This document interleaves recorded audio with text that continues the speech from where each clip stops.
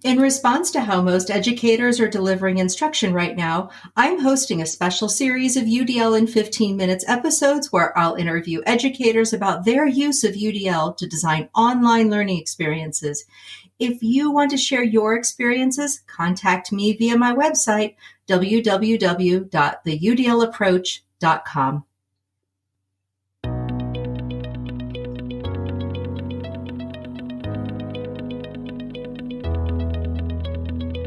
Hello and welcome to UDL in 15 minutes, where educators discuss their experiences with UDL. I'm Louie Lord Nelson, UDL author and leader. Today I'm talking with Megan Gross, who's a teacher on special assignment at the Poway Unified School District in San Diego, California, and Lisa Yamasaki, who's a special education inclusion teacher in the Davis Joint Unified School District in Davis, California. Megan and Lisa are going to share how they are using UDL to help others and themselves design lessons and online environments for students with disabilities. Hi, Megan and Lisa. How are you both? Hi, Louie. It's great to be here with you today. Thanks for including us. Oh, you're welcome. You're welcome. It's so great to talk to both of you.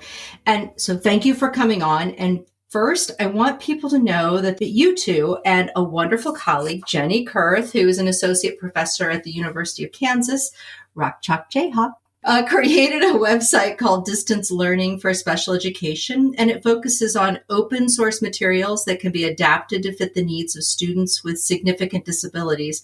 And I will put that link on my website with this podcast. I'll also put the email address people can use to send in resources they're using. Is there anything else that either one of you want to add to that? We're just so grateful to the disability community. It's been really exciting every day to open up our email for this project, and we have messages from people across the United States, in the UK, in Canada, sharing their ideas and tools that they've developed for their students and families, and we've been able to upload those. So it's just really cool, and I feel like it gives hope and connection in a time when we're all feeling kind of stressed and disconnected. That's fabulous. And it's been great to also have people from all around vet so many of the resources and new open source tools and so many of the technology tools that are out there. Give a description and use for what they are, because everybody's getting bombarded by so much information these days. Yeah, and I love the word you just used, Lisa, vetting. So they're vetting this stuff. They're saying this is how it worked for me, or this wasn't. Yeah, so great. That's so key, because it saves so much time. And like you both just said, being bombarded by all these resources and being able to negotiate through them and find, okay, this one is going to work for what I need it to do. That's brilliant. So, Megan, I'm going to start with you. Tell us a bit about Poway Unified and your teaching background. So I've been teaching in the Poway Unified School District for the past almost 7 years now, and we're a school district in San Diego County. It's a large suburban district. We have 36,000 students that we serve. And it's really exciting times right now to see teachers coming together and sharing resources and figuring out how do we do distance learning for families. And then prior to moving to San Diego, my family's originally from Northern California. And my first teaching position was in Davis, California, where Lisa works. And she was my first beginning teacher, mentor teacher.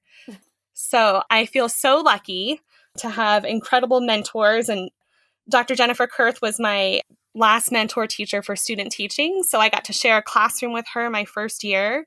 And there's literally nothing better than having an amazing mentor teacher share your classroom space and help you out day to day your first year of teaching. Okay, this is just incredible synergy. Oh, I'm so excited to have you guys both together on this. That's fabulous. So, Lisa, tell us a bit about Davis Joint Unified and then your teaching background.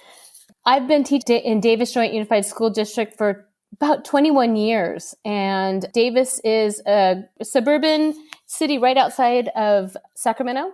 So on the I-80 corridor between Sacramento and San Francisco.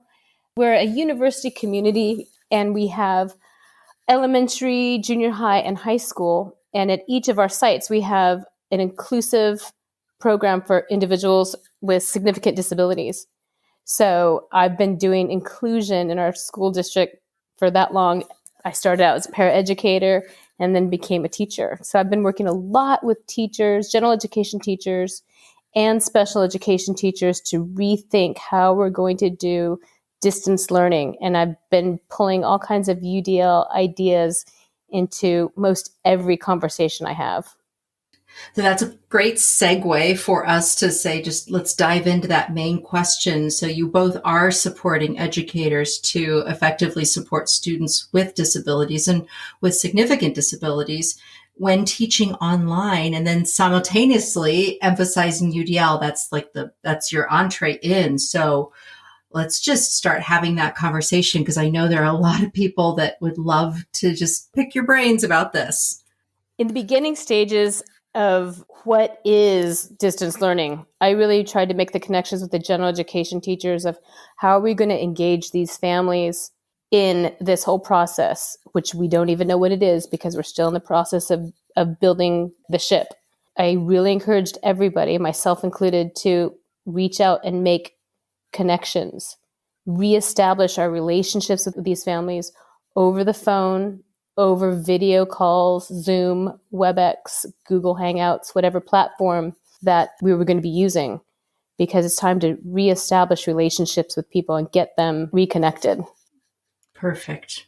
I love that as a first step. This is such a crucial time that we're experiencing. And to say that that's the first thing you're encouraging people to do, it's perfect. I think it's absolutely perfect. I also think, too, this is a great opportunity for UDL to shine. I've noticed as a working from home teacher and now parent, trying to help my own children figure out what distance learning is and how they learn. And if I just tell my 10-year-old son, you must do this writing, you must do this reading, we end up in this giant battle for most of the day. And instead, when we've provided some options of, let's do some reading time. What do you want that to look like? Do you want to read a graphic novel? Do you want to read using an app online? Do you want to listen to an audiobook? And all of a sudden, him having that choice as a 10-year-old, when he's feeling like he doesn't have a lot of choices, has been really powerful and has really made a shift in our house over the past week of being able to do some sort of learning in a stressful environment. Yeah, it's adding flexibility into something that feels really constrained and really limiting, to all of a sudden find these spaces where we can have that flexibility and choice is really valuable.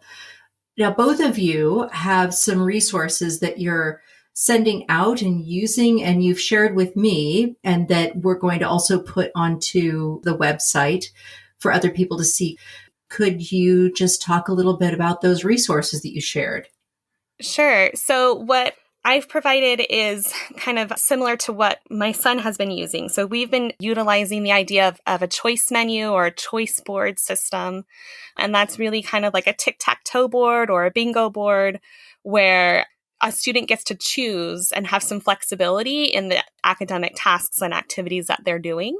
And so for me, now that we're shifting this role of education between home and school, I think our parents need some tools on how do we organize this.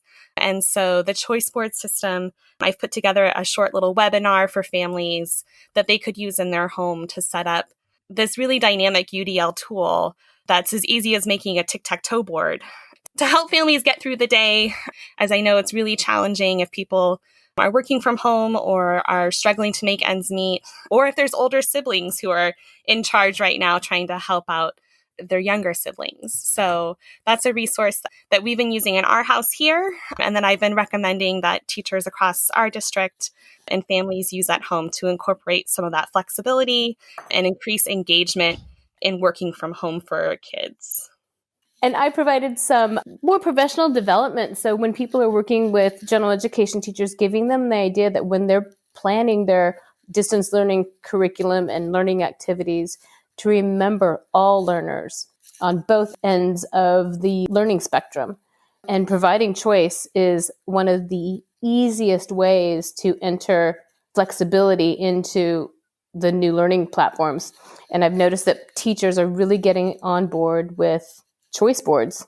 So thanks, Megan, for sending out that webinar with this podcast.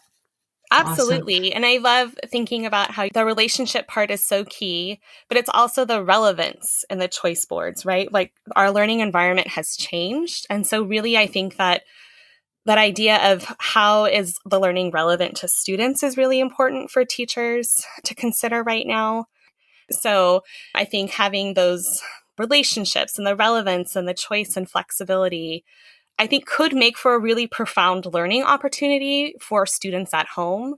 And I think it opens up the door for us as educators and kind of shifting our relationships with families moving forward. So I think this is a really exciting time, even though it's incredibly stressful and we're making it as we go.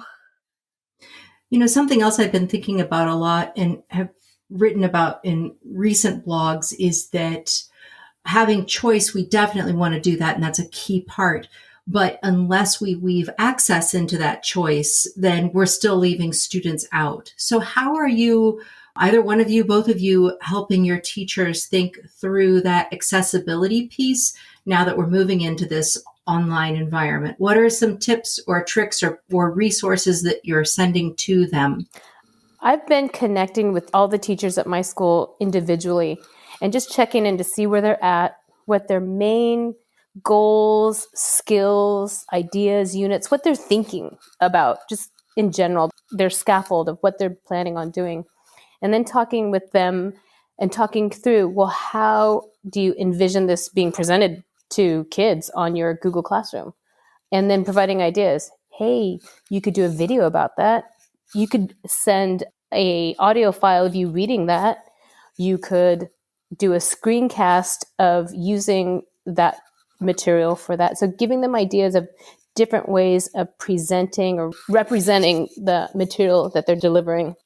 One of the science teachers I work with, she's supporting a family that has many children in the home and only one computer. And so for her, what she's done is she's combined, there's 3 siblings that are actually in her class. And so they're working on assignments together that are printed. And so that way they're not utilizing the technology in the house in the same way that I think we envision people using distance learning. So they're really still providing access to the curriculum and getting that experience with collaborative work.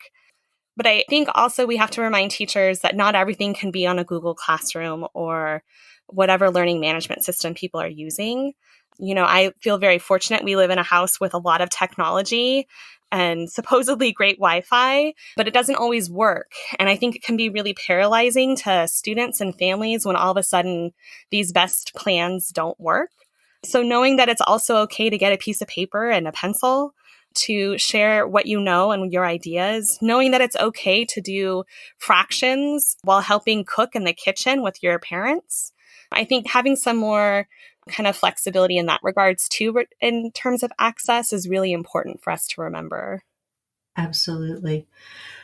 Well, as I knew it would, we have flown through our 15 minutes, and I know I could keep talking to you both, and I probably will come back to you because it's just there's too much to mine here. You've given us so much, but I will say thank you so much to both of you. Thank you, Megan. Thank you, Lisa. People are going to be very excited to see your resources, and I am excited to share them. Thank you, Louie. Thank you so much. Oh, you're so welcome.